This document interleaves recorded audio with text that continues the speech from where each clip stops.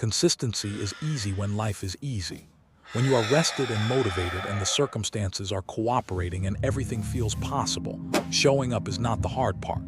The hard part is showing up when the grief is fresh, when the relationship is fracturing, when the money is thin and the anxiety is loud, and the last thing in the world you feel like doing is honoring the commitment you made to yourself on a better day. That is where consistency is actually built, not in the good seasons. In the brutal ones, Harrison had never learned to build there, and it took losing almost a full year of his life to understand why. On paper, Harrison was disciplined. He had the routines, the goals, the morning structure that productivity culture celebrates. When things were going well, Harrison was genuinely impressive to watch, focused, driven, showing up daily with an energy that felt almost effortless. His colleagues admired it. His friends commented on it. And Harrison quietly believed, without ever examining the belief too closely, that he had cracked the consistency code. Then his father got sick. It happened gradually and then all at once, the way serious illness tends to. 1 month his father was slowing down. 3 months later, Harrison was driving to the hospital twice a week, managing medical conversations he wasn't equipped for, and carrying a weight of anticipatory grief that sat on his chest from the moment he woke up to the moment he finally fell asleep. The emotional load was immense. And one by one, like lights going out in a building, Harrison's routines disappeared. First the morning routine, then the exercise, then the project he had been building on weekends, then the reading, the journaling, the deliberate practices he had constructed so carefully during the easier seasons.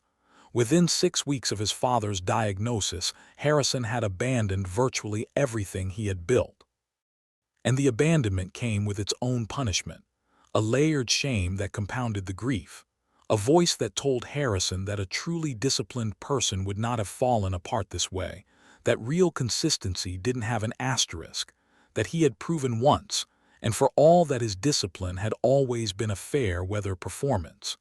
The bottom arrived on a Sunday morning about 4 months in.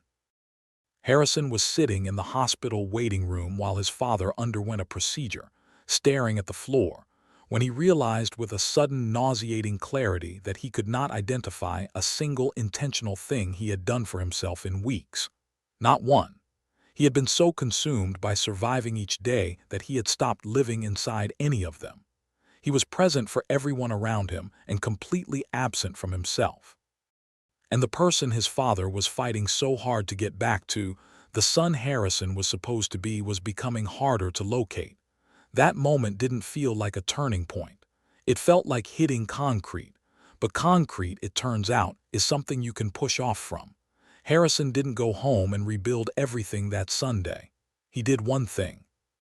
He sat in that waiting room and wrote 3 sentences in the Notes app on his phone, 3 small things he would do the following day. Not the full routine, not the ambitious version of himself he had been before, just 3 small, manageable, human-sized things. It felt almost embarrassingly modest, but he did them. And then the next day he did 3 more. What Harrison discovered in those small acts was something that reframed his entire understanding of consistency. He had always believed that consistency meant performing at full capacity regardless of circumstances, that anything less was a failure of character. But that definition had been quietly setting him up to quit every time life made full capacity impossible. The real definition, the one that actually holds up under pressure, is simpler and far more forgiving. Consistency doesn't mean doing everything. It means doing something. It means never letting the gap between who you are and who you are becoming go completely dark, even if the light you keep on is just a flicker. Harrison's father recovered. Slowly, incompletely, but enough.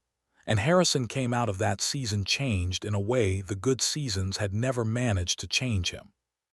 He had learned what his discipline was actually made of, not the motivated, rested, inspired version of it, but the quiet, unglamorous, keep one light on version that shows up even when everything hurts. He never went back to the all-or-nothing thinking. When hard seasons came after that, and they came because they always do, Harrison didn't abandon ship. Harrison reduced sail. He kept moving. Slower, smaller, but forward, always forward. Here is the truth about consistency that the good days never teach you. Your habits and routines are not there to perform during the easy seasons. They are there to anchor you during the hard ones. And the version of consistency that actually transforms a life is not the kind that looks impressive from the outside. It is the kind that keeps one small promise to yourself even on the days when keeping it costs you something real. You do not need perfect conditions. You do not need to feel ready or motivated or inspired. You just need to do one thing today that the person you are becoming would be proud of. One thing, even a small one, even on the hard days, especially on the hard days. If this story moved you, subscribe and share it with someone who needs to hear it today.